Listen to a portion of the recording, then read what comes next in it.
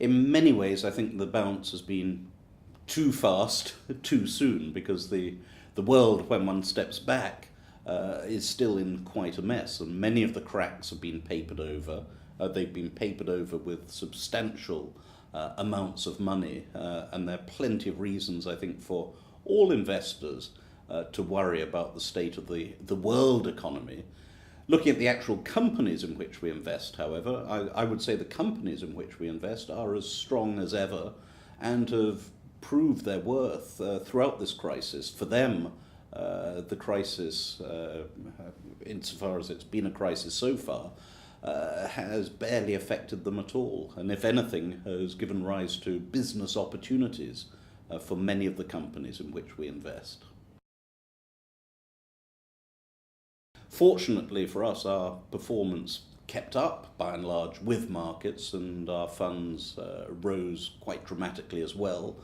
A large part of that is attributable to our holdings in financial stocks that we'd held throughout Asia and throughout the crisis, on the basis that Asia's financial stocks are chalk and cheese from the financials of the US or Europe that got into such a terrible mess.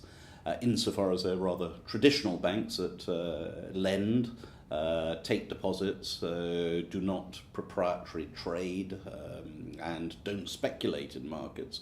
So they came through very, very strongly and were amongst the leaders in markets during the recovery. Given the rise we've seen in the markets over the last 12 months, it's wise to be prudent, and through thick and thin we concentrate on strong balance sheets. So that really is an Aberdeen signature in our funds, is to concentrate on strong businesses, strong balance sheets that can survive difficult times. We are maintaining our exposure in financials. We've taken a little off the table in some of the property counters that have led the way in markets, and at the edges have been adding to more defensive stocks.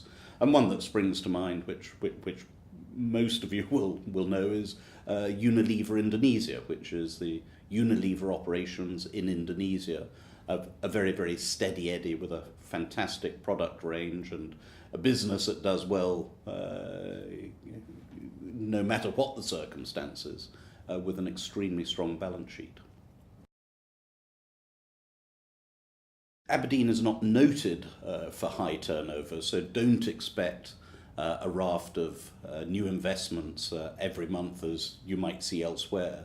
We're investors in the true sense of the word, so many of our holdings have a long life with us, and our ideal holding in many ways is a holding that we never sell. So in our core funds elsewhere in the world, we have holdings that we've had for 20 years or more.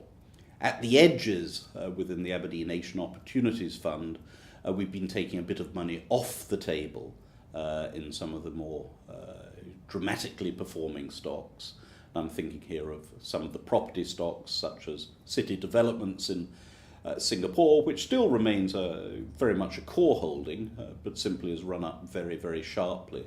And against that, we've been looking at more defensive plays. Again, if we're looking, say, within a Singapore context, it would be adding to stocks such as Singapore Telecom, which in the sharp run-up that we saw in markets last year was a substantial underperformer, i.e. it only went up 20% last year, but has a very, very strong balance sheet and very strong earnings flow. We have some concerns about China. The concerns are that many of the companies are new companies that have been founded over recent years. Most of them are spin-offs from one arm or other of the Chinese government, and as yet we're unsure in whose interests those companies will act. Will they act on behalf of all shareholders, or will they simply do the bidding of the one major government-linked shareholder, which is a concern of ours? We feel far more comfortable accessing China and its genuine growth, though the growth is genuine, but we feel far more comfortable accessing it through companies with a well-established track record and a reputation that are based in Hong Kong. Hong Kong companies that have been through quite a few crises over the years, where the management has demonstrated their understanding of their responsibilities to us as shareholders, and who are working hard to make money for all their shareholders through China's growth.